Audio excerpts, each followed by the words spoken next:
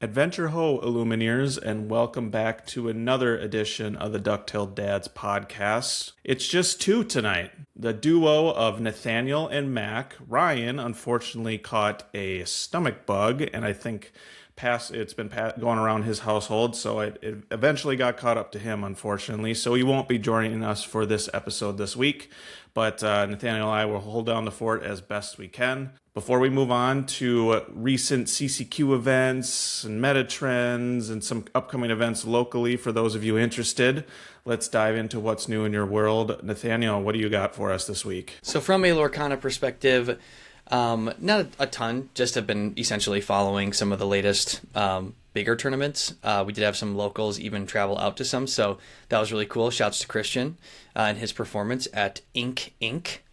So that was super awesome to just hear a little bit about what they were seeing. Still riding the Golden Retriever high of last week's sealed event. That was super, super fun. That I still cannot get over it. I hope we get to do some sort of sealed thing in the next couple weeks before we kind of really settle into more of the core constructed stuff. From a personal perspective, my wife and I did actually end up going skiing this weekend, and skiing in Minnesota. But it was really fun. We actually went with another couple of our friends, Evan and his wife. And my wife hadn't skied in 15 years. So I was a little bit worried, but she didn't fall a single time.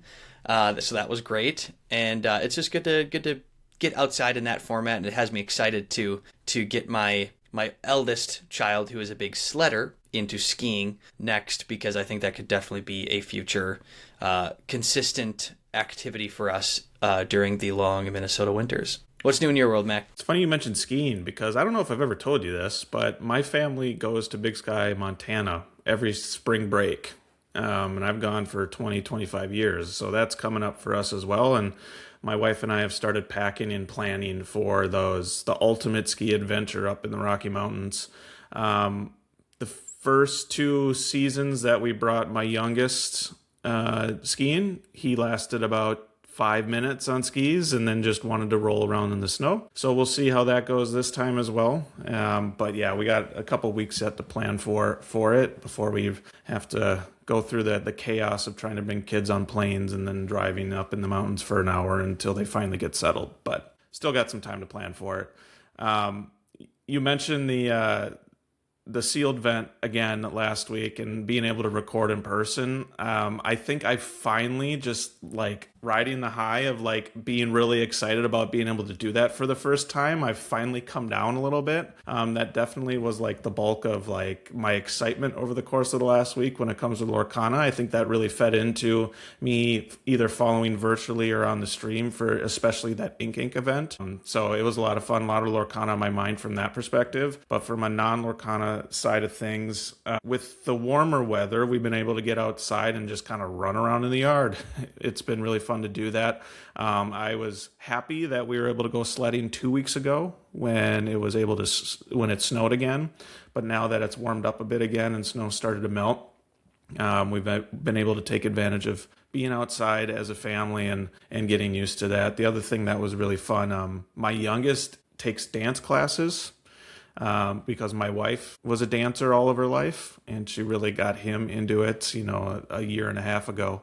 And his recitals are in May, but this past weekend was when they got their costumes and they had their formal pictures in their costumes. So it was really cute to be a part of that and watch him wear all of his sparkly and shiny new dance uniforms and get ready for that. So he had a big grin on his face, and that just makes you warm up as a parent for sure. So that was the bulk of my last week was that. And then following CCQ as much as possible, which is what we want to get into, but for the bulk of this episode. But first, let's remind people of some upcoming events. Nathaniel, I'll let you take over with this one. Yeah, so there's really 2 big events happening in the Minnesota area over the course of the next 3 weeks. The first being the March 14th Game Center case tournament. That currently has 29 of the 64 registries already in there. So I imagine that's going to climb pretty close to at least 40 by the time we get there over the course of the next 11 days or so, 12 days. So if you are at all interested in that, highly recommend getting registered for that event. We'll post on our Instagram about this as well as we get closer. The other one is the Mankato Con event that is happening the following weekend. So that is the weekend of March 21st. That currently only has 9 people registered, but that is only a 32-player cap.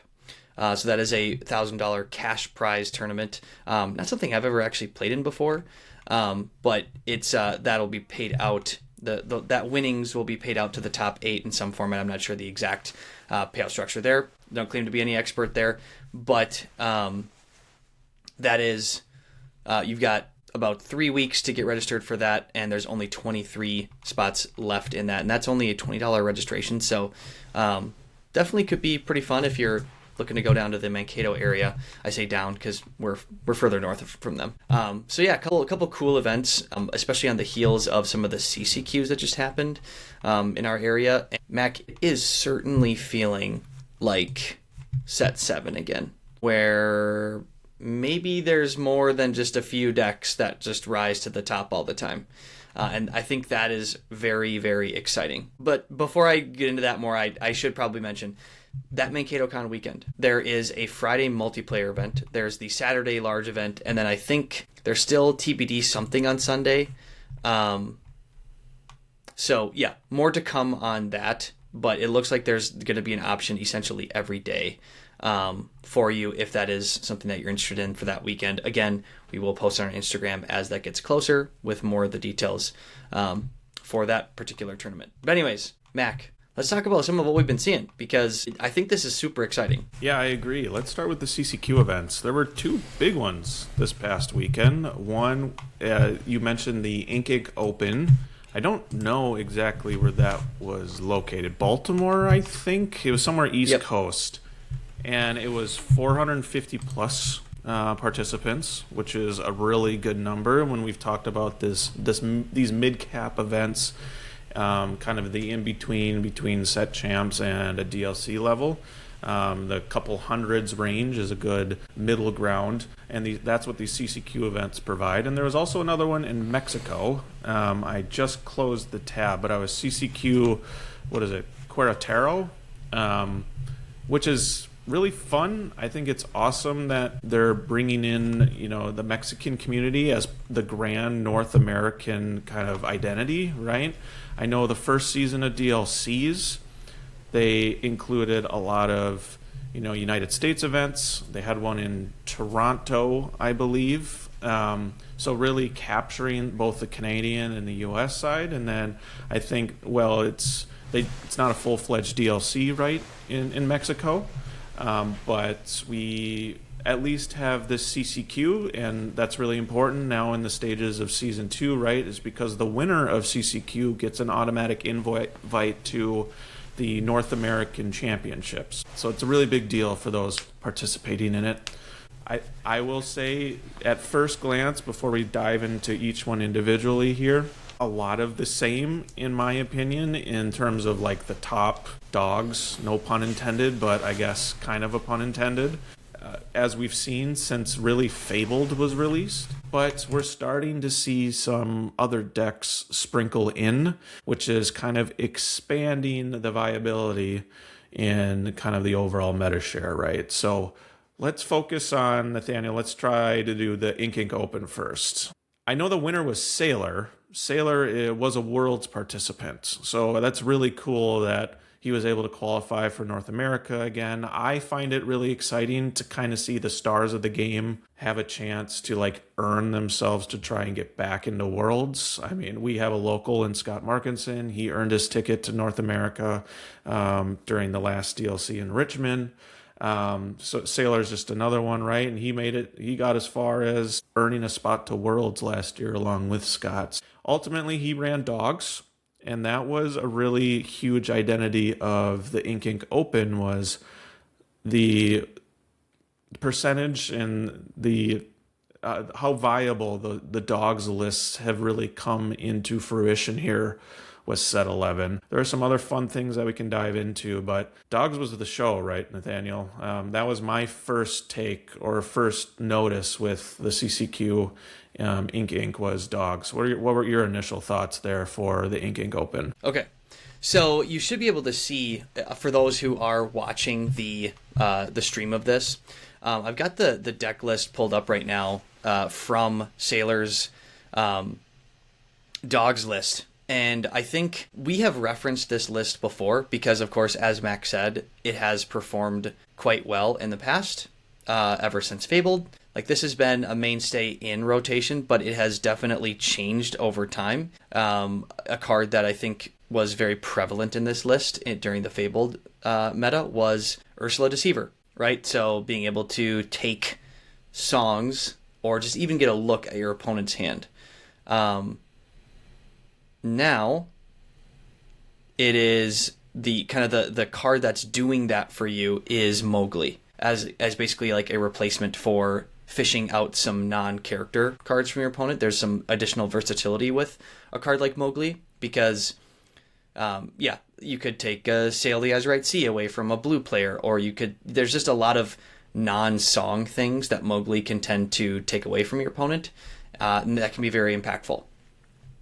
One of the notable changes I think that I'm noticing with the list that Sailor used to win, and again, Sailor's a world-class, pun intended, player. So, don't just take this and expect to like immediately do well with it, right? But I noticed a big change from this, at least what he used during this first CCQ, is there is no Emerald Chromacon in this. And that was a very big part of the identity for a lot of this kind of style of deck, at least last set, where, if for those who aren't familiar, the Emerald Chromacon is a 3-cost uninkable item where when your characters are banished on your opponent's turn, you get to choose one of your opponent's characters, doesn't matter what cost, and push it back to their hand. So it can kind of be, my own opinion here, a little bit annoying to play against that, because basically it's like you challenge with one character and then one of your readied characters will get pushed back to your hand.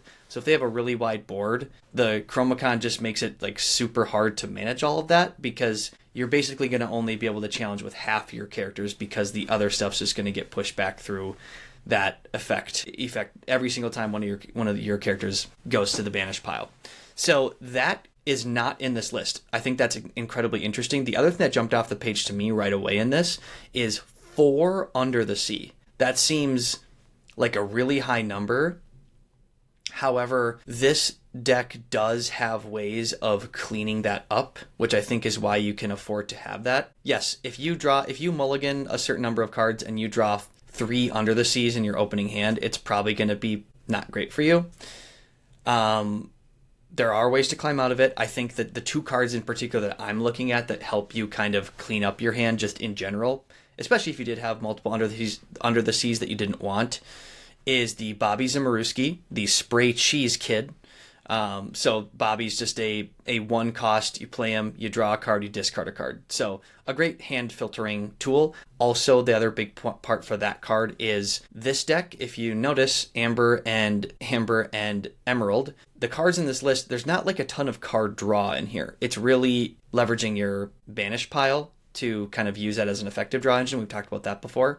So Bobby does a good job of doing that, also cleaning up your hand.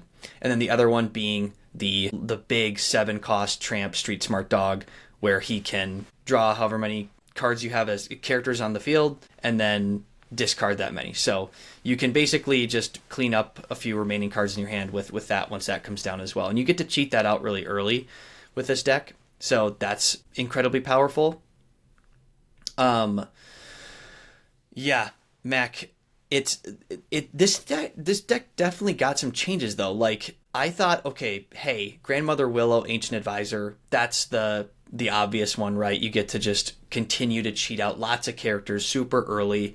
That's going to be really great in this deck, and we see that in here. But this also got the Nani Stage Manager, which is a 3-cost inkable. When you play this character, look at the top 4. You can select a character with 2 cost or less and add to your hand, so she becomes an effective card draw card. And this deck naturally runs a ton of 2 cost and less, so she is always, I mean, you would be crazy unlucky to play Nani and not have 1 2-cost character in those top 4 cards, so that's super good in this list. And then the other one that kind of like piqued my interest here is the Mickey Mouse Amber Champion. So that is a 4-cost inkable. It's the champion from last set where he gives all of your amber characters +2 strength and +2 willpower. It's just +2 willpower, I think. Oh, is it just 2? Oh, you're right. It's just 2 willpower. But that is really annoying to play against, because it basically makes Daisy a 1/6, which is insane for a 1-cost character. So when this thing comes down, especially if he gets to get cheated out as early as turn 3 because of Grandmother Willow, I mean, every time you play a character, you probably wouldn't play it that early, but if you did, I mean, every time you're playing a character now, that's at least an amber one, which this has a lot of, they go crazy.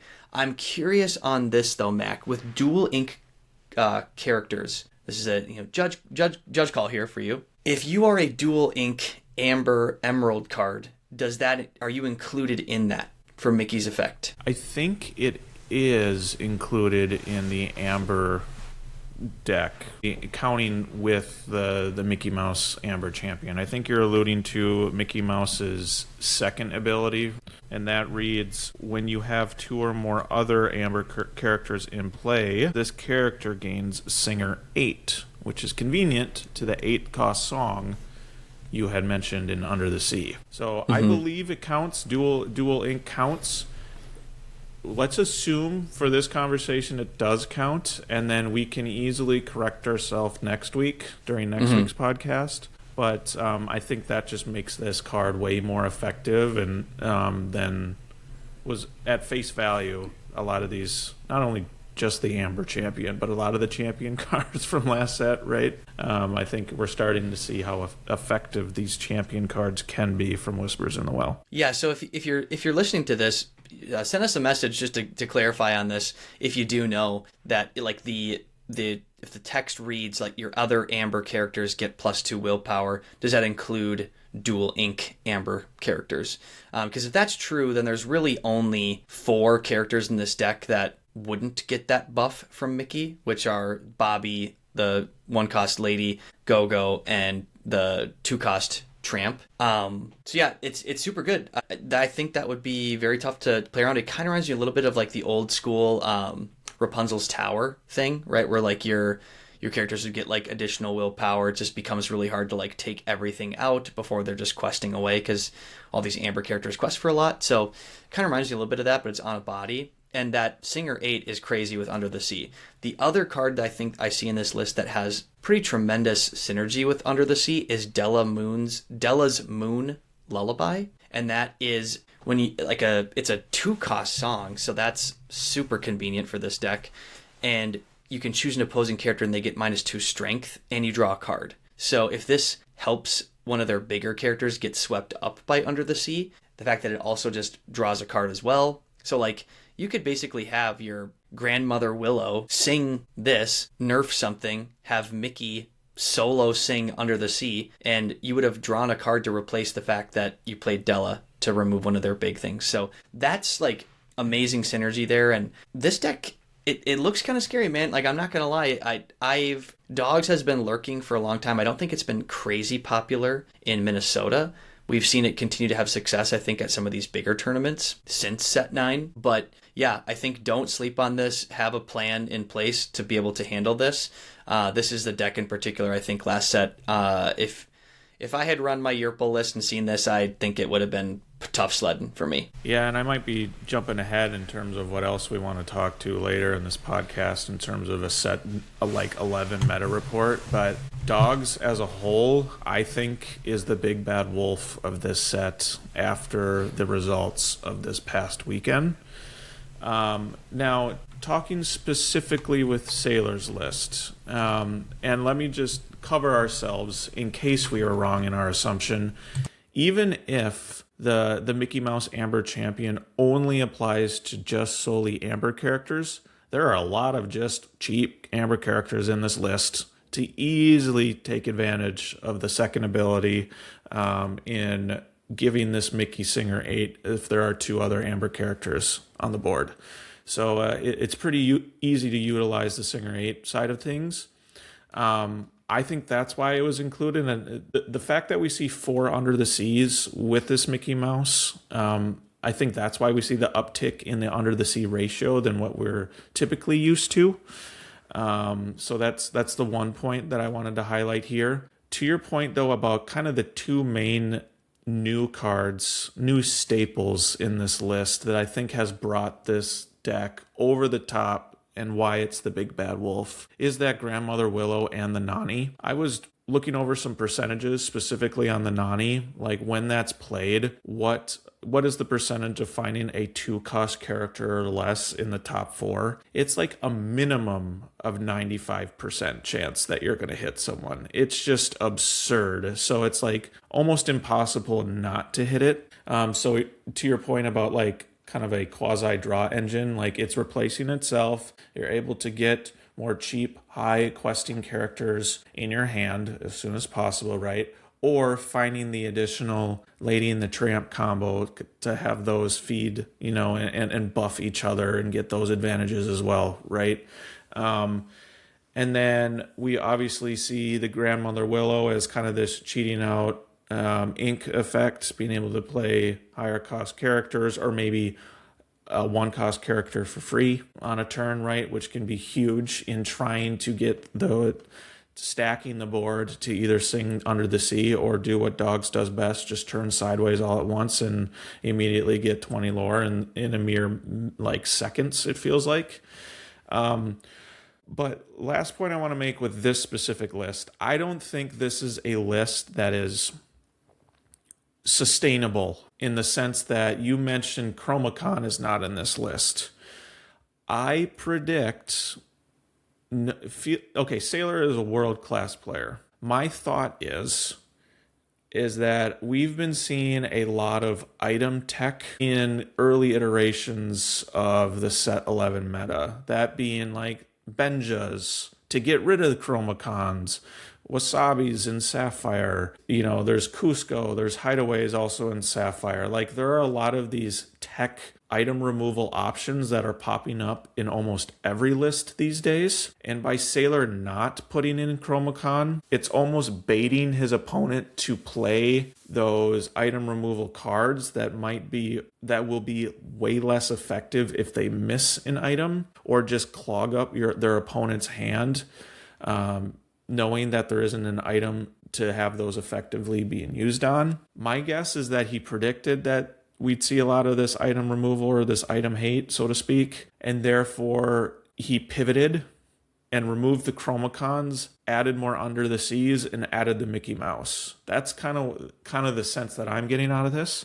That being said, if this tournament were to happen again next week, knowing what Sailor did this week, I don't think he himself would run the same list. I could see him pivoting back to Chromacon as people are trying to adapt to the meta and kind of adapt to his specific list. So I think he played the field great. Obviously he did. He took first place. But that's just something that I think he was kind of like, he was the one playing chess while others were playing checkers, right? And it's really fun to see and fun to watch, kind of thinking the 2 steps ahead. Your thoughts on that?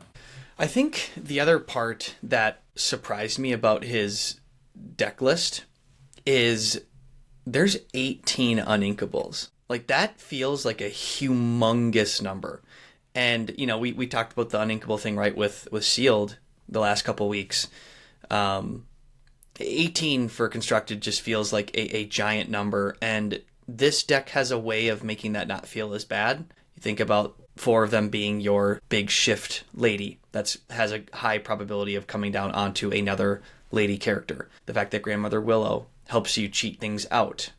That's kind of an easy uninkable slot because she's going to help get a lot of other stuff out for less ink anyways. But that number just seems like a big number, Mac. I think we tend to see uninkable counts probably anywhere between like 11 and like 14. I feel like is usually 14, 15 is a bit more on the aggressive side. 18 feels huge. So, I mean, props to him. Obviously, he knew his list. He knew the field very well. To your point, got first place.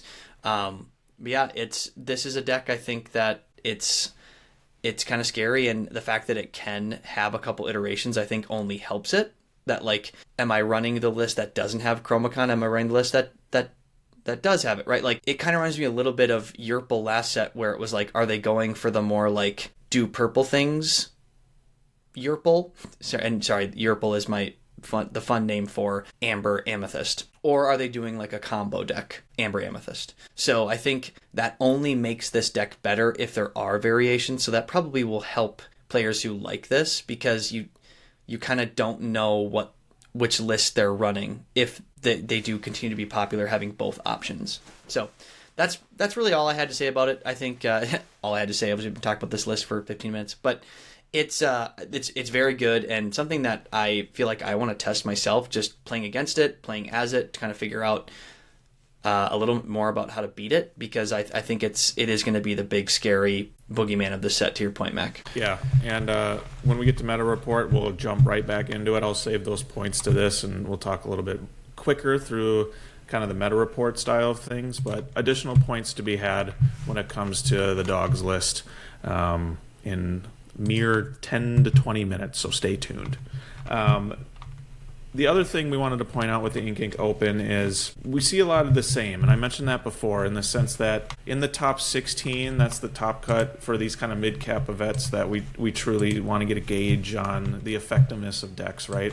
We saw our Blurple, we saw our Purple Steel, right? We saw the dogs, obviously. There were a couple Sapphire Emerald, I believe, the aforementioned Yurple that you mentioned. But one interesting note, made all the way to top 4, there was one lone Ruby Amethyst deck that made it.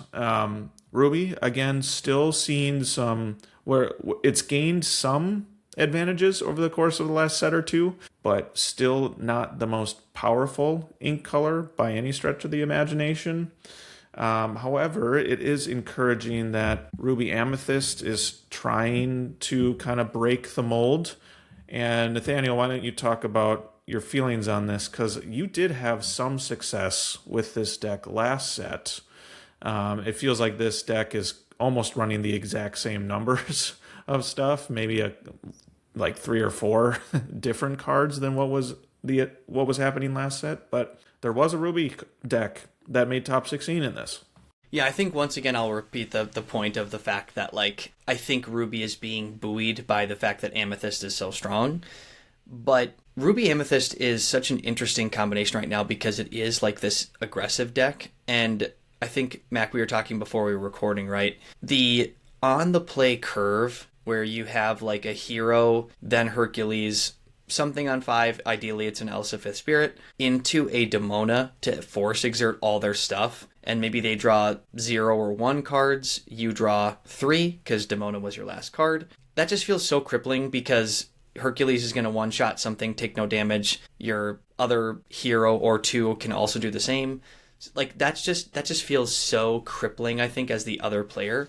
And for anyone who's had that happen to them, it just feels like such a, like, sure, you could call it like a high roll turn, but it's not that crazy that you would have some heroes, including Hercules, or at least one Hercules, into Demona, like on curve, post mulligan, particularly on the play. So I still think that's one of the strongest things you can do in the game as it stands right now, just in terms of like having a really fast, very crippling turn in Lorcana set 11. And so it's cool to see that still have success because, yeah, I mean, there's some good Ruby cards in there, but a lot of times they're banking on the strength of like Hercules synergy, or it's the Diablo Raven that quests for 2, and that's so good for a 3/3. So that comes out on turn 2.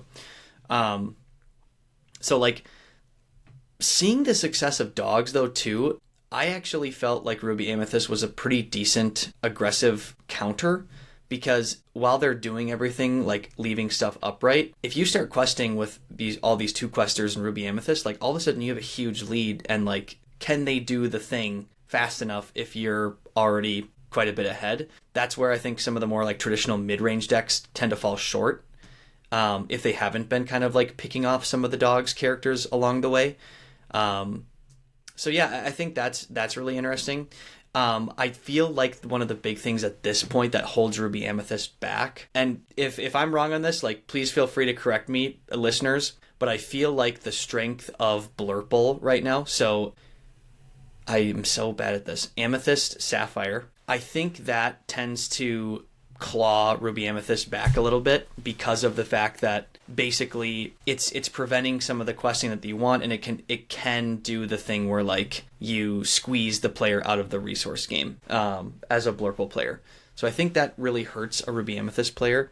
I remember hearing some results from last season. I think Jen and Ron, who we had on the podcast, actually had mentioned that he got runner up to Blurple running Ruby Amethyst. So I think it is one of the tougher matchups for this, and I think that's, if it wouldn't be for the strength of Amethyst Sapphire, I believe we'd see more Ruby Amethyst than we are seeing. But still cool to see it make top 4. That's awesome. Yeah, I would agree. I think Blurple is one we'll get into, the meta side of things, where it's like, along with dogs, this is the other big bad. And we've seen that statistically now from a tier perspective in the first couple weeks of Winterspell now.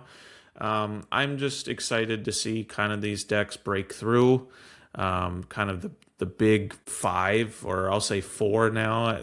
The fact that Amber Steel has kind of fallen a couple notches below. It's now there's more opportunity for other ones to kind of punch up into the tier 2 slot as well.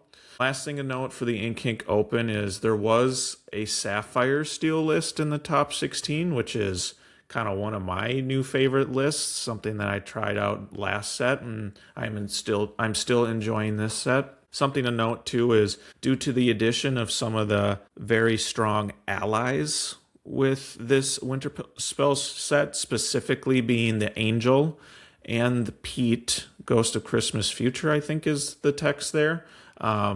Those are both allies. So we're seeing an increase of the Sapphire Steel allies iteration versus the Aerial Sonic Warrior song version. We still see the song version, or kind of in a similar vein, due to the fact that Moana is a princess and Ariel's a princess. So that princess synergy with Cinderella is very effective. And the fact that Let It Go is reprinted this set is just another song that is very effective with that Sonic Warrior.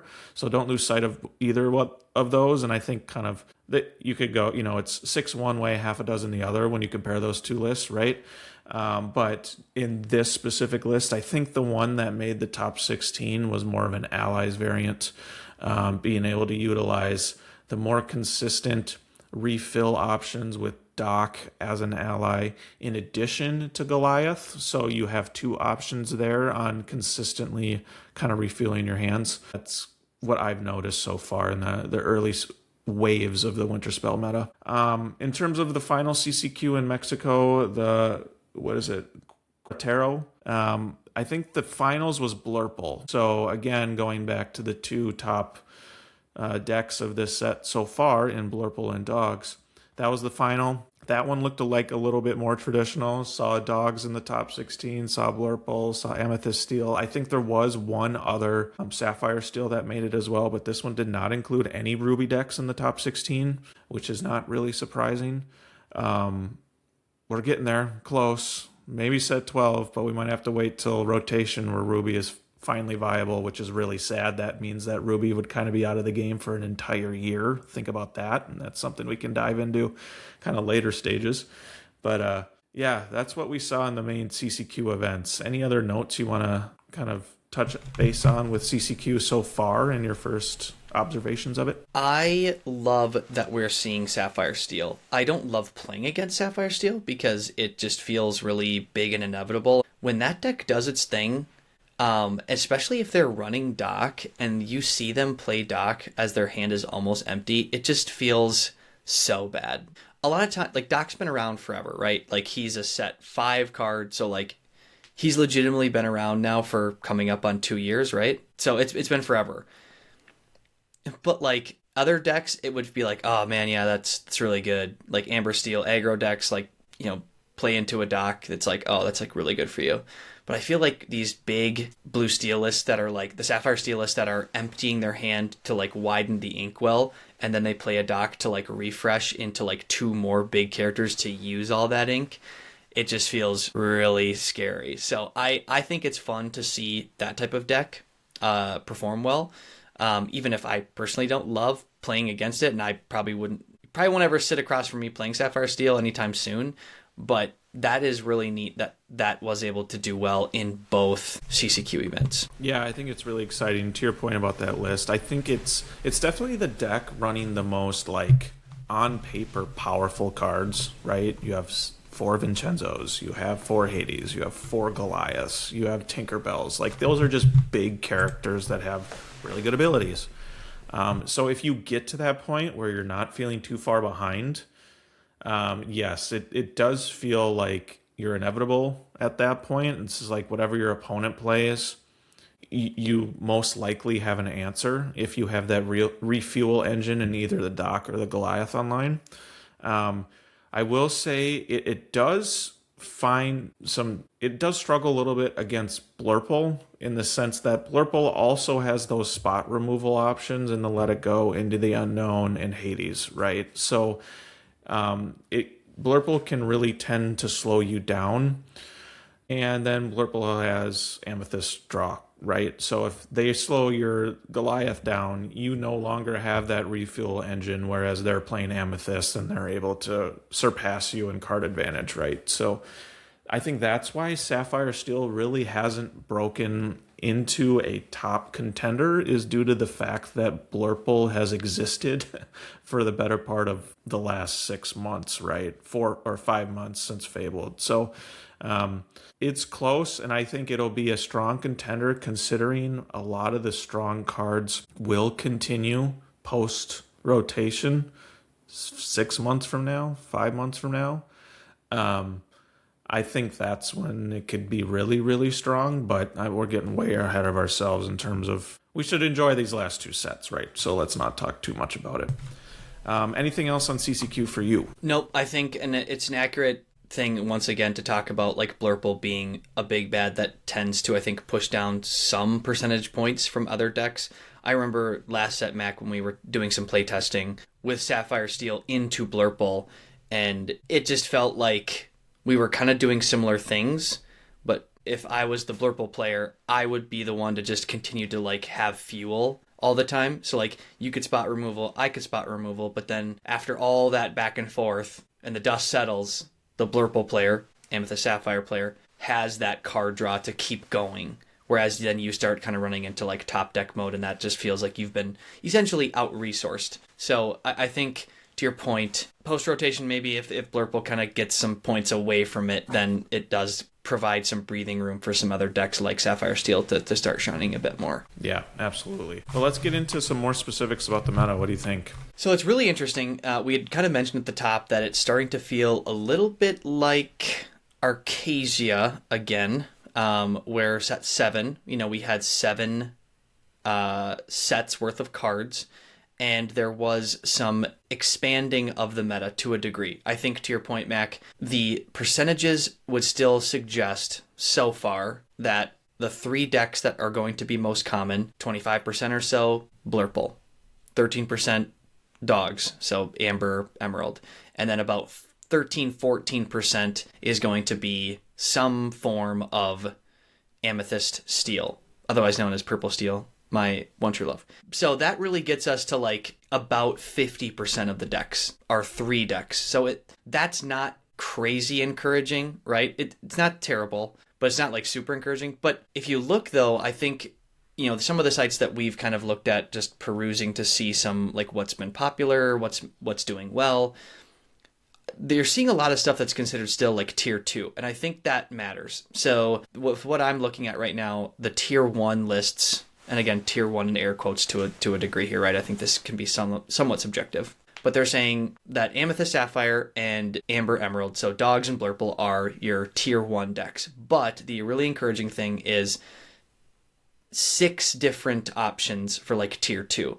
And I think it's really important to note that like you don't have to run a tier 1 deck if you don't want to. You can run whatever you want. I think it's just encouraging because like tier 2 decks can still do really well. And this is where I think I'll shout out our friend Christian, who's been on the podcast before. He was at Ink Inc. and he actually ran his version of a true like mid-range Amethyst Steel, Purple Steel deck, and he got top 42 out of 300 players. So he was pretty close to making that top cut. with about another win or so at some point, kind of in that earlier stages. He probably puts himself in good position to make the top 16. So you can still do well, right? But the way that this is kind of broken down is the 6 other options that aren't Blurple or Dogs are Amethyst Steel, Emerald Sapphire, Amber Amethyst, Amber Sapphire, or the Blue Steel or Sapphire Steel allies, and then Amber Steel. And I think, Mac, that Amber Steel, we're still figuring it out, because I think that there's still potentially some pretty amazing things you can do with that deck, particularly with some of the more recent cards like the tree, Grandmother Willow, including Nani as well, to be a more aggressive deck that can do some cheat out some ink via Strength of a Raging Fire, Zeus, right? You still have the what's the turtle? Oh my gosh, the one that... Oh gosh, Troubadour. The Troubadour, yeah. So you still have some stuff that can do some really powerful singing things, especially early in the game.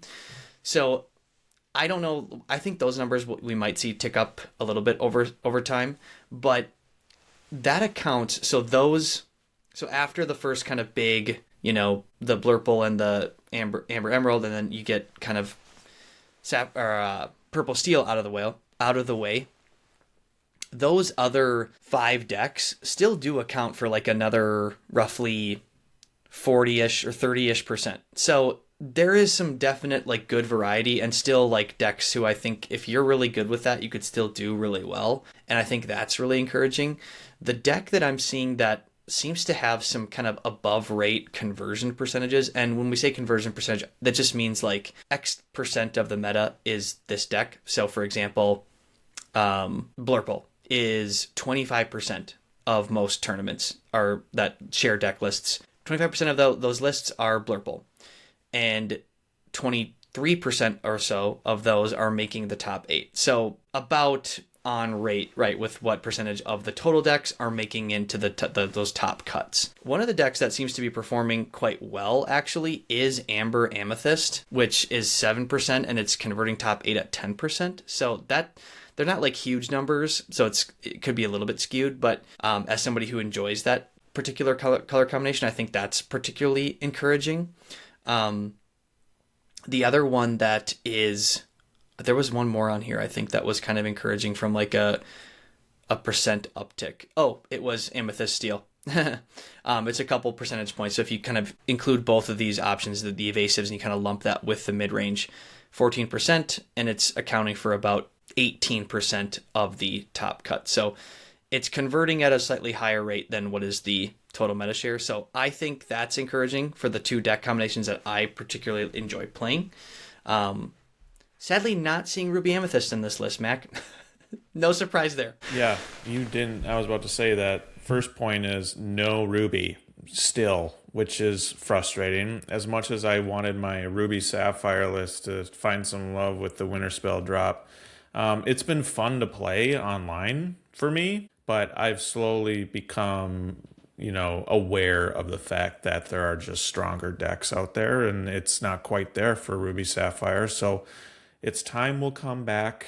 It will have a light again, but I don't think it's there. And if there is a Ruby deck to be played, there are 2 that I think are fun from what I hear. That's Ruby Amethyst. I have not taken that leap yet. That's something I want to try, as I did enjoy seeing that deck be played last set by you and Ryan, for sure. But the other one that's kind of made a jump is this Amber Ruby songs list. I think we talked about it a little bit. I don't know enough about it to really speak on it, but it's Amber and Ruby, utilizes a lot of songs. It's really fun to play. So with the Horseman and the new Grab Your Bow, and then I know the new Sarabi being able to lower strength to take advantages of those things. So I know Hannah has been playing that list and enjoys that list quite a bit, and says it's quite fun. So if you're looking for another fun new deck, try out Amber Ruby, look up some of those lists and see what that's about. But in terms of, I want to start top down, and then we can dive a little bit deeper into the tier 2. Getting back to tier 1 and why these 2 decks are the big bad, in that being Blurple, Amethyst Sapphire, and the Dogs list, Amber Emerald. Amethyst Sapphire, I mean, that's been so good for 5 or 6 months now. You're kind of smiling at me because I think in a recent text chain between the three of us, Ryan included, I just completely unleashed on how like I'm over Blurple right now. It's been way too strong for 5 or 6 months, and I'm just ready for something different, or I want to see a different color combination that isn't at least a quarter of my games right now. I realize it's a strong deck, and it only got stronger because the name of the game with that list is not only does it ramp and draw a lot of cards with blue and purple, but the fact that it got Let It Go, and it's like one of its identity is spot removal of your opponent's key threats, and with Let It Go being reprinted, it was just Hades and Into the Unknown. Now it's another one. So there's potentially 4 or 12 cards in a Blurple player's deck. Now, I don't think they'll run 4 of each, right? But there's a chance. There's 12 cards. I think it's most likely probably around the 10 of those that, like, it's just spot removal of your characters. And it's just like you play a card and just be like, yoink, there it goes. Like, it has no chance of staying on the board. So I think that's why this deck is very strong. And I think it's why Amber Steel is actually kind of digressed a little bit or like decreased in value. I'll get to that in a second. But the other one is, right, this dogs list. And I was listening to a couple other content creators about it before we started recording or after the results of this past weekend. And Zan Syed, another Worlds participant, has mentioned, and I believe it was him, and if I misquoted him, I'm sorry, but he thinks that dogs has gotten to an unsustainable point where there is an option to add some cards from that list, or at least one card in particular, to the ban list, and that being the 7-cost tramp. He thinks with the fact that Grandmother Willow is able to cheat out cards more effectively, and the Nani that has, again, a minimum of 95% chance of snagging a 2-cost or less character card, essentially replacing itself, like an automatic replace. It just makes playing that tramp so much more effective. And this is an aggro list, and the fact that Grandmother Willow essentially makes it hyper aggro in a sense, it has that feel to it. And if you run Chromacon, your opponent can't do anything about it to kind of wipe the board unless you're running Sapphire with these spot removal cards. And I think by then it's too late. Those cards are too slow. I think that's why this list has become kind of this top tier, top dog, pun intended, of this meta, right? It's just cheating out an already aggressive list is just crazy. And then you might say, well, then why isn't Amber Steel doing well? The difference is, I think, is with dogs, you don't tend to turn sideways as much. Therefore, Into the Unknown is a little bit not as effective with dogs. Once you start turning sideways, it's almost too late for those players. With Amber Steel aggro, a key component of that list is the Tiana restaurant owner. And her effect really takes place when she's exerted. And if she's exerted, she can just be spot removed with Into the Unknown. So the fact that, again, Blurple got Let It Go, another more spot removal with that list, I think is why we're seeing Amber Steel decrease in terms of popularity and overall strength, is because Blurple is able to utilize the spot removal, and Dogs just is more aggressive than Amber Steel at this point, is kind of the idea that I have comparing these these lists to what a previously really strong deck in Amber Steel was. That's kind of my first, what I wanted to dive in first, like these tier 1 decks. Anything else you got to add? I know we've talked a lot about it, but yeah. What else do you have to add about these? So for those 2 decks, I think I would just add, Mac, you mentioned that Blurple has just a crazy amount of tools post-rotation now, particularly with the re-release of Let It Go. Think about the fact that you have Hades, Into the Unknown, and Let It Go. Sure, right? Like that's anywhere between 8 and 12-ish cards in your deck. You also are very likely running 4 Elsas which means that you get to force interaction with at least 4 other cards in your deck, create that. And then you very likely are also running Demona.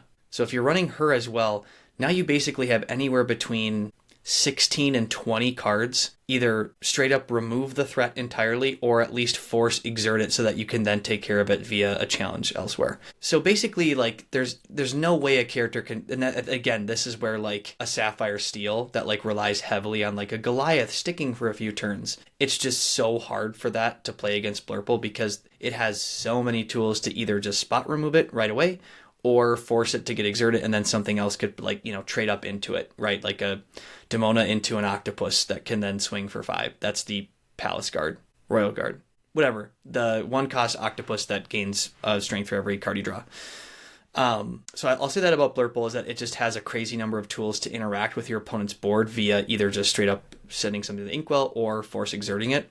The other part I think about dogs that is just like so intimidating is, yeah, like Willow being added to that. Like it already had these, like, this fast potential to like basically, I don't want to say puke out, but like get a ton of characters onto the board like super, super fast. The Grandmother Willow lets you play another 1-cost character on turn 2.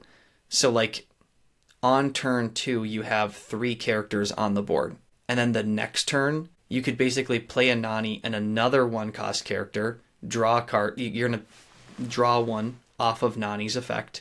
And then the next turn, you could, through Willow, you could now play Tramp for like almost nothing, draw a bunch of cards, right? And then you just, and then if they do start like banishing stuff, then you could just Lady, take 2 from the discard pile. Like there's just so many ways now for that deck to just go absolutely crazy in the first 4 or 5 turns that, like, yeah, it kind of feels like it might be over before the game really started. And I know that as a control player, Mac, you probably don't love that. As a more like mid-rangey player, I'm like, yeah, okay, let me try to kind of hang with you here as you know, puke out again all these characters on the board.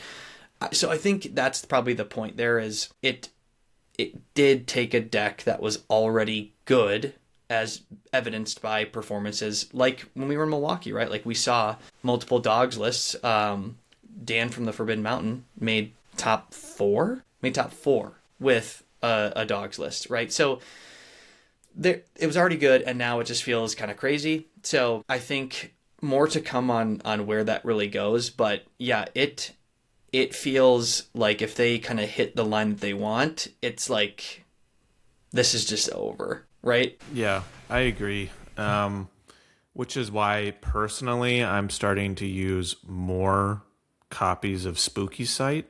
But again, Spooky Sight will do well in Amber Steel aggro, or specifically 2 dogs, not to scratch a scar in our playtesting, Nathaniel, when you helped me with prep for set championships when I took that Spooky Sight out. But no, the Spooky Sight's just so bad into every other matchup, right? So whereas it does really well in dogs specifically, I don't care if dogs has 10 ink. What are they going to do about it, you know? So, because at that stage in the game, they probably don't have many cards left in their hand. And so Tramp filtering out what they need really isn't that important. So Spooky Sight is an option, but it feels bad in everything else. We'll see. I personally did not think of a ban as an option. I feel like over the course of the last 3 sets, when one deck has gotten super powerful, everyone's just like, you got to ban this card, and then the next set comes out, and then it kind of mutes the previous set, right? Although one that I feel like has stuck around for a while, I did hear like back in Fabled that Into the Unknown would be a good option for banning. Maybe that still holds water, but at the same time, like, rotation right around the corner. But that didn't stop them from banning Hiram in set 7 when they knew the bans were right around the corner then, right? So, like, are we at a banning stage? I have no idea. I would think they wouldn't do it this week because there's a DLC happening in Europe this next weekend. We did not mention that, but yeah, there's a DLC this weekend in Europe. So they wouldn't do it the week before a DLC. If anything, it would happen next week or the week after, right? before we start diving into some more the next phase of set 2, or I'll say season 2 of the professional scene. But you mentioned something about like this doesn't feel very good as a control player, and I would totally agree. And we've mentioned before, it's probably been a while now, but just kind of to bring up the idea of like the trinity of Lorcana, right? You have aggressive, you have mid-range, and you have control. Aggressive usually gets beaten by mid-range. Mid-range tends to get beaten by control, and then control tends to be beaten by aggressive decks. And you have this kind of nice circle of life, pun intended. This is the pun episode I'm figuring out. But with the increase in an aggressive deck, and even a more hyper feeling aggressive deck in the dogs list, when you had talked about percentage of effectiveness with control decks, and the two main control ones that we've seen is kind of last set's king or secret king in being the Emerald Sapphire, which won a DLC in Richmond, right? And what actually was the top 2 in Richmond. As well as the new control deck that everyone had been anticipating might become popular due to the fact that Raging Storm now exists, and that was the Amber Sapphire control. Going back to the percentages and looking at total meta share over the course of what Winterspell has, Emerald Sapphire and Amber Sapphire are both running at about 7% play rate in a tournament. Okay, then we get to top 8. Emerald Sapphire, just south of 5% make top 8, and then just south of 4.5% is Amber Sapphire. So those conversion rates are not good for control, and I think the biggest reason for that is that Dogs has become very popular. Blurple still tends to do his thing in its spot removal. And then kind of this aggro-y, mid-rangey Amethyst Still variant, I think, is able to hold its own pretty well against these uber control decks that they move fast enough before the control takes over. But yeah, control so far has not looked well in Winterspell. So what have you thoughts on that in terms of the kind of the Trinity effect? Yeah, I think what we do also see usually is that right out of the gate, the decks that do well are aggressive decks or mid-range decks that kind of feast on the aggressive decks at those early stage tournaments. And I think that we've heard it put as like the control decks have to figure things out. Like there's a little bit more sort of tweaking involved with those types of decks throughout a set to get it right. However, that being said, an aggressive deck getting a couple of really great tools added to it might just make Dogs stick truly throughout the entire set. And it did, like, to a degree, stick for all of last set too, for what it's worth. But I think usually it takes some time for the control decks to figure things out. I don't know that there are, like, if I picture an Emerald Sapphire player sitting across from a Dogs player right now, if the Dogs player sees the cards that they want to see and the Emerald Sapphire player sees the cards that they want to see, I still feel like Dogs just has such a fast game plan.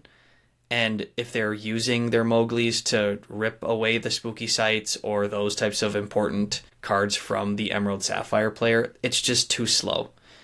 So, I think I see where, if that quote is not escaping me, Mac, where Zan had said potential ban list would impact the Dogs list. It could be a direct result of the fact that, like, an already good list got some cards that kind of make it go crazy. Again, I think we'll see. But I think that's just historically that has been the case. And to your point about Amethyst Steel is, I think when built with a little bit more of like a fast game plan in mind, yes, it can potentially go under the control deck. So it's like a sliding scale in that case, right? Like, oh, I'm playing against a control deck, I need to go fast. Oh, I'm the control player now because I'm playing a more aggressive, opponent. I have to, manage the board in a different way versus, be aggressive and quest really fast. So we'll see, because it would be a shame if we're like towards the end of this set and we've like pushed out Ruby and control decks, right? But I think the more, to your point though, right, there is kind of this pun intended, circle of life too, where if aggressive decks do really well, then mid-range decks start to get played more because those hold those control decks or the fast decks in check, which then creates this opportunity for control decks to come in and do well against all those mid-range decks. So I guess we'll see how it evolves for sure, but it's not terribly surprising when we saw Grandmother Willow get printed that all of a sudden aggressive Amber decks would do really well. It is interesting that Amber Steel is not included within that, and I think to your point, it might be because it's built a little bit more mid-rangey, where it's got some songs in there, and it can't go quite as fast as like a Dog's List, and doesn't have some of the draw options.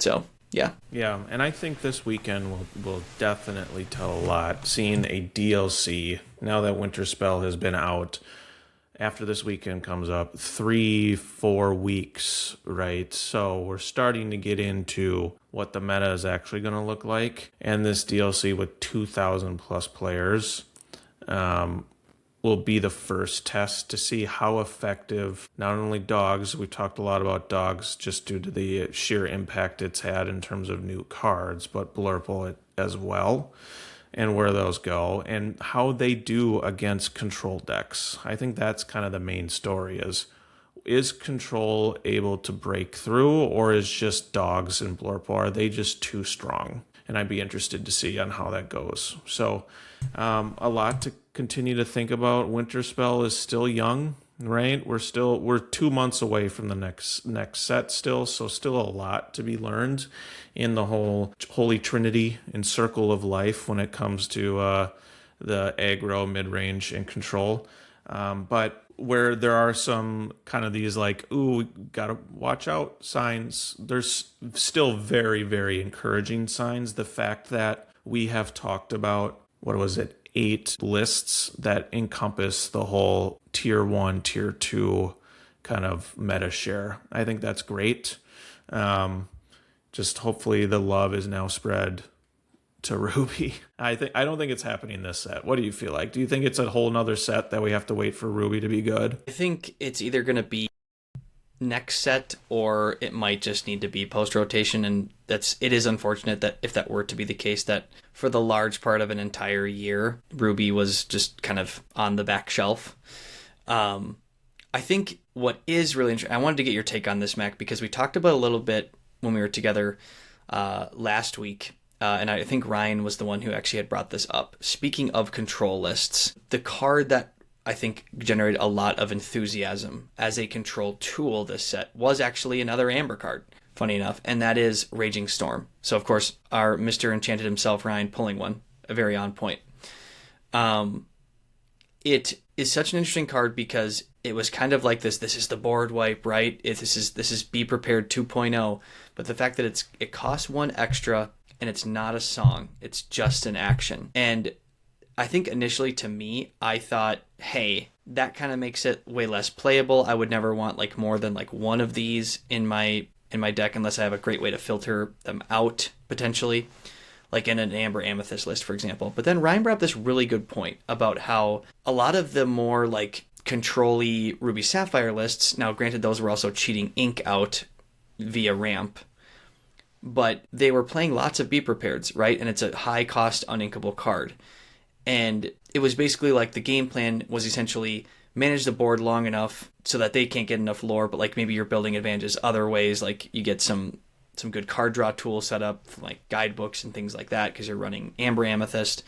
And then eventually you just board wipe with your Raging Storm, and then you can kind of take over the game from there once you've done the board wipe thing. I still just think without having ramp in there, it's just not that feasible. Whereas the Amber Sapphire lists of the world, that because they can ramp pretty aggressively, maybe that is the way that some of the control lists can stay in, where like if you spooky sight early enough, right, you might push your own Tipo and something into your Inkwell. And then if they do start playing out those last few characters, well, now you've also kind of hyper ramped yourself. So now you could play a Raging Storm, and now it's like everything they had was either in their Inkwell or now it's been banished and they're very low on cards in their hand.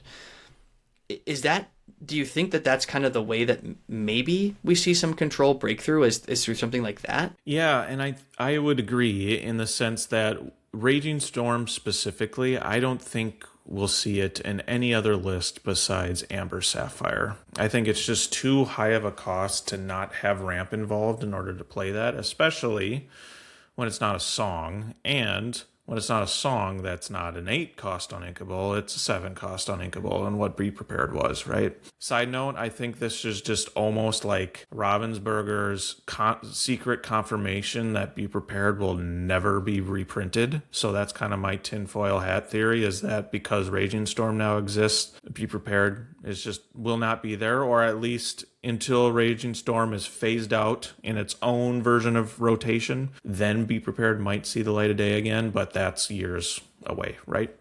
Either way, an 8 cost action as opposed to song is just, you need to have ramp in order to reach that stage. And with Amber Sapphire, every list, or at least my list for sure, every iteration of my list that I've been testing so far has 4 copies for that exact reason, to ensure that you have that board reset, because you have, in theory, bigger cards to play on top of it. It's not the biggest deck by any means. We've already alluded to Sapphire Steel having those big character cards, but what it does have is a board wipe and still a good variation of big cards, that being Surfer Stitch and Hades. That's kind of the 2 main ones that kind of bring you over the top. I would say so far, it feels greedy not running a couple copies of Spooky Sight with it, due to the fact that so far we've been seeing a huge success rate in these aggressive decks, right? Or these more aggressive feeling decks. So if you're not able to move fast enough to the Raging Storm, at least by turn 4, if you double ramp, you're able to play Spooky Sight on your kind of 6 ink curve, right? That's the goal, and then weather the storm to then maybe play Raging Storm and then hopefully take over the game with your just bigger characters. So I think that's where it goes. I don't think Raging Storm sees any other play. I don't see it in Amber Amethyst because it doesn't utilize it, because it's not a song, and it's not something that like a Lantern or Grandmother Willow can utilize because it's an action, right? So I'm glad there's a board wipe. Let me be clear. And it was interesting. Ed Chu actually recently had an interview, the North American champion, world's runner-up. He still thinks Under the Sea is the most effective board wipe due to the fact that it is a song. And I think it's a sing-together song. So whereas it's not a full board wipe, it's only 2 strength or less characters. The decks that do utilize Under the Sea has options to reduce strength, so in a way you can board wipe, right? But I'm glad they've added a new one in Raging Storm. I am more and more in the camp that why couldn't Raging Storm have just been Ruby? And I think Ruby decks would at least see more play. Amber got a lot of good tools this set, and Ruby, whereas it seemed it did, and they're kind of doing more of the strength spot removal and things like Grab Your Bow and comboing that with the Headless Horseman from last set. There's still not enough, right? And Ruby, their identity is trying to have it be Rush and maybe some reckless characters and some banish accessibility there, but I'm more and more in the camp that just keep Raging Storm Ruby, and I think it would have solved a lot of problems. But I think it's, again, too early to be said on what Winterspell will ultimately look like. But yeah, as of right now, it's only in a Sapphire Amber iteration, and there's no other success so far. Yeah, good point, Mac. Just on the note about Amber kind of getting all the things on like the low end with like the Willows and the Nannies, but then also on like the top end with the board wipe. It seems kind of weird, and it does remind me of, I think, again, I gotta make the plug for us to kind of have a redo of our ink series, our ink color series, because our very own Scrooge McDuck did say that he felt like ink identities was going to shift, and who would have thought that Ruby's ink identity was going to be the missing ink post rotation? So, and Amber would be the board wipe. Yeah, no identity is now Ruby's identity. That's what it feels like. I'm still holding out hope. I think, though, one thing of note it's worth being said is that the next North American DLC is Infinity. So if you're looking to play Ruby, look no further than Indianapolis Infinity, because Ruby Sapphire will definitely make a comeback in that one. Ruby Amethyst, we'll see a lot of that as well. So be prepared. As much as we've talked about how we've missed it in Core Constructor, or at least I have, it'll be there in Indianapolis for sure, and you won't want to miss it if that's something you're interested in. Have you been able to practice a lot? Like, just moving to our last topic, in the sense of like, how has Winterspell and dad life balance been for you? How have you been able to practice or keep up with things? For me personally, like, I'm in the middle of, as I've alluded to before, like, I'm like destroying my master bathroom. So like, that's taken up my life. I'm grateful there are a lot of tournaments to just put on in the side and listen to while I'm in the middle of trying to figure out what plumbing pipes attach to what and where some electrical fixtures should be in my bathroom. But other than that, it's been hard for me to play test. I'm starting to feel the initial wave of Winterspell diving, but hopefully it increases with the fact that we're getting a lot of these bigger tournaments kind of in the middle, right before set champ season is supposed to start in a month. What about you? Yeah, so I think fortunately I was able to do a little bit of just like nightly testing with Christian as he prepared for Ink Inc. That certainly was fun to kind of look forward to, just like hearing his thoughts on what was going to be prevalent there, how he'd want to tweak his list. I really liked his list. So that was kind of fun and exciting. I think we're in this weird part, right, where if you think about the duration of a set being roughly 3 months, there's this initial wave of the brand newness, shiny object of, sealed events, draft, fun ways to play with brand new cards. And then you have that for this first, maybe call that the first month of that 3-month cycle. We're in like the lull period in a way where, like, yes, you can like be very proactive with like planning some tournaments like the ones we referenced at the top of today's episode, right? Like, looking forward to those things I think are really great. Like, if you can get those on your calendar and like you're working towards those things, that helps kind of that mid-era lull for that second month of the set, because in the last month, right, is going to be like set champ season. So like, that's exciting to kind of look forward to. So I think we're like, for better or for worse, we're kind of in that middle era right now. So like, I've done the online testing. I have to thank Christian for kind of helping me get through some of like I don't want to call it the monotony of the middle stage of a set. But I think it is tough because we are so anxiously awaiting the very next set, because it is such a highly anticipated Pixar coming to Lorcana. Like, that's so huge. So yeah, I think that's kind of been the thing I've looked forward to. I've done some additional just like playing here and there online, which has been fun, just doing webcam games with friends and stuff, because you still get to play the game. And lists have definitely changed. I think Amethyst Steel, more than ever maybe right now, can go on a really wide range of like pretty far into like a mid-range deck, but it can also has like a lot of new tools with like the new Pocahontas where it can go like really aggressive. So I think that's kind of exciting to like just try those out for myself and see how that feels and be like, ooh, that's really cool, or like, that's way faster than I thought this deck could really go. That's kind of amazing. Like, there's this new synergy with the Pocahontas and the new Genie where like, if he gets boosted a couple times and he quests for 3 and you have a couple Pocahontas out, they then quest for 4 each. So like, those 3 characters are questing for 11. Like, that's absolutely insane. So that can just like win you games, right? So I think that's been kind of cool just to see like, oh wow, like this is what can happen with some of these cards. And again, I sometimes get caught in the fantasy of like, well, then you could do this and then this would be amazing. And then, oh my gosh, you quest for 200, right? And it's like, but it happens once every 20 games. So good luck, right? So it is fun to see like what can be possible, some of the newer cards, and just to see also with repetition, how frequently can you actually make a game plan around doing that thing? Does it actually pan out? And you get that from just being able to play. So I don't have to rip apart a bathroom, so I have a little bit more opportunity to do some testing myself.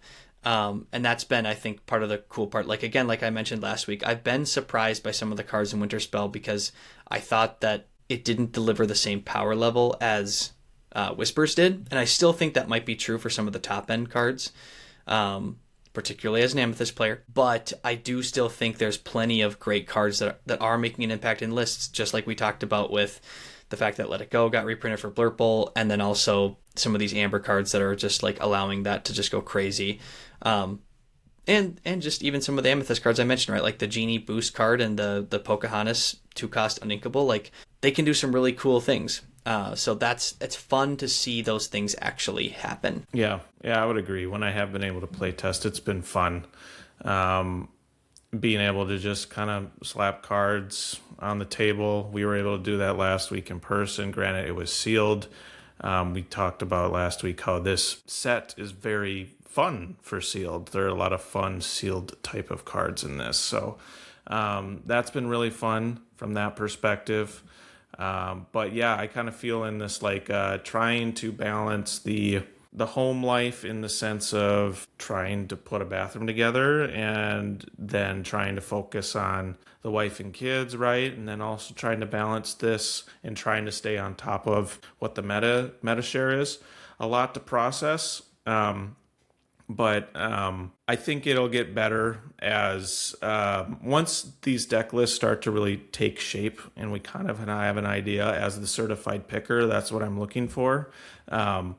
I think I'm going to look forward very much so, even more so than last set. And that last set was my first set being able to participate in set champs in a while. I think this set champs is going to be a lot of fun, especially locally. So it'll definitely ramp up for me once April comes around. But just maybe that's it. I just want to know what I'm playing, and I want other people that are smarter than me to help me figure out those decks right now. That's kind of where I'm at. And I think the last kind of question, Mac, is really just around like the budget thing, right? So I think I had mentioned before that like the prices of these cards from the newer set seem to be less than the prior set, particularly for some of the more meta-relevant ones, which is kind of nice. I think I'm personally trying to really rein it in with purchasing this, outside of a couple single cards, to kind of fill out a couple things that I might be trying to run, so that maybe I can go a little bit more crazy with the Pixar set coming up next. I think that's kind of my general plan. I'm curious for you. I know you bought into the box for the sealed event.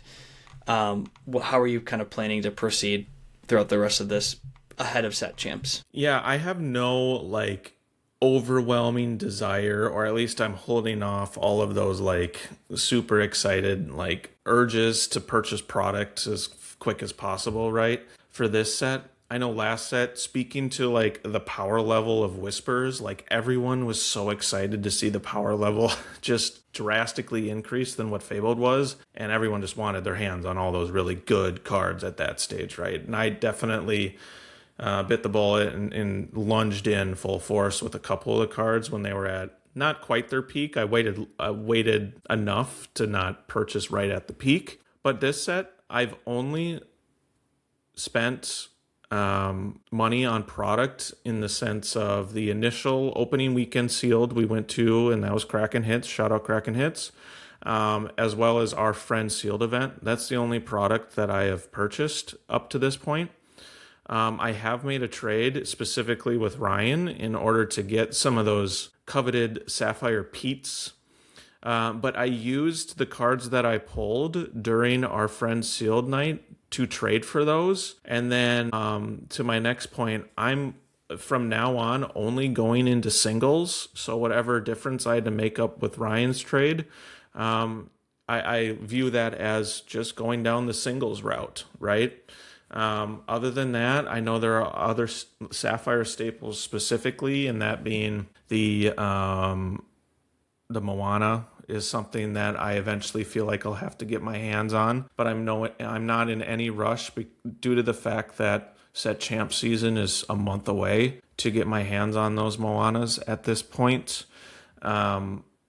There are maybe some amber. I know I don't have a play set of Surfer Stitches, but I have a feeling those are going to be pretty easy to find. So those are just specific examples for me that I'm looking forward to or looking to eventually get my hands on. But like I said, I'm in no rush, and I'm going to kind of take my lessons learned from last set and truly sit still and wait until the market has leveled out. And usually we see that after a couple tournaments have been played and we see what decks are good. Because to our point about budgeting, like if you look at Dogs, for example, which has been a very budget-friendly deck throughout its entire lifetime. This is the most expensive Dogs has ever been, and it's $150. So comparatively speaking, it's still very cheap compared to all the other tier 1 and tier 2 lists that we had mentioned earlier in the show here. However, it was last set, it was a $100 deck, and all of these random rares that it has, like the tramps and what have you, like all of those cards are no longer $1 or $2, they're now $5 to $7, right? So like that's how those prices have kind of fluctuated or trended upward so far. So like there's still budget friendly options out there. Even one that seems to be doing very well in Dogs. It's, you know, the prices have gone up a little bit percentage wise. It's still very affordable, but I'm going to stay kind of level and hold my ground until eventually I want to purchase the cards that I know I'm going to use from a singles perspective. I feel like that's where you're going too, right? You kind of mentioned you're just holding out until Pixar, and that's where maybe we'll dive in a little bit more with Sealed as a group. Yeah, I actually don't really plan on buying probably any more Sealed. That if anything, it would just be like an event that would have Sealed product as some sort of part of it. Maybe it's a draft or something like that. It actually kind of makes me think about the whole setup, right, of set champs, right? Because a lot of times set champs, the like prizing structure is pack per win. And I've always wondered a little bit about that, because especially now in the world of rotation, but maybe just ignore that part of it. And just the fact that like if you've just played in a set champs, you kind of have the cards you need, right? So like getting a pack per win doesn't necessarily help you like a whole lot move the needle. I think it's still fun to rip packs. Like I still enjoy that, but I can see how like for some players, like the packs that you would get from a set champs, like would you rather just pay less for your entry fee and not have that? I can see it there being some value in that, so you can save money for like the next set and to like buy more product there. Like the Pixar set that's right around the corner, for example. But yeah, I mean, I'm certainly just kind of pursuing the few cards I need here and there. And I think again, it that's also a product of this being the 7th set of a rotation, where it doesn't feel like you need that much to change the identity of your existing deck. So you can kind of get by with just play a couple fun sealed things at the start of the set, enjoy that, and then maybe just pick up a couple necessary cards here and there over the ensuing weeks as you prepare for set champs, which is like crazy only a month away. What? Yeah, it's wild. And even to your point though, like the newest deck in the tier list so far is Amber Sapphire, and other than a couple of new ones like Raging Storm, a lot of those other cards came from other lists. It was really Raging Storm, Pete, and Moana are the big ones, right? People most likely had Stitches so far, Hades, you know, what have you, Cinderellas, right? Those existed in previous sets. So you still had a good chunk of that list at this point, and then it was just kind of filling in the gaps with those new lists or those new cards to finalize your list. But looking at our time, we are 2 people, and we have still managed to speak for nearly an hour and a half. So I think it's time to put a wrap on this show. Enjoyed your time with you, Nathaniel. Always fun to chat Lorcana on these weekly recordings with you. You can check us out on YouTube, Apple Podcasts, Spotify. We'll post on Instagram, especially leading up to our local events. So be sure to check those out, as we'll kind of roll out that information on our Instagram account as well. But without further ado, let's get the duck out of here.